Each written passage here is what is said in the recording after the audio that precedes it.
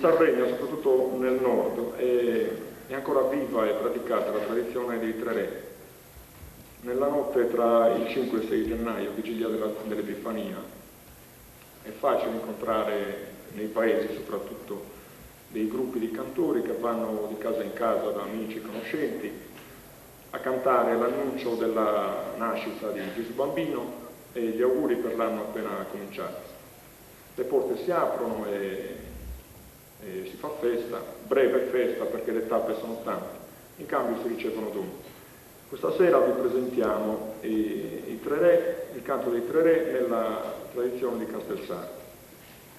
Il testo è una poesia di Sassari, però la musica è tradizionale di Castelsardo. Le parole è inutile che sto di dirle, tanto si capisce più o meno. La conclusione comunque siamo giunti a cantare per i tre re, dandovi un buon inizio dell'anno. Buonasera e buon anno, e buonanotte e buon anno. Grazie.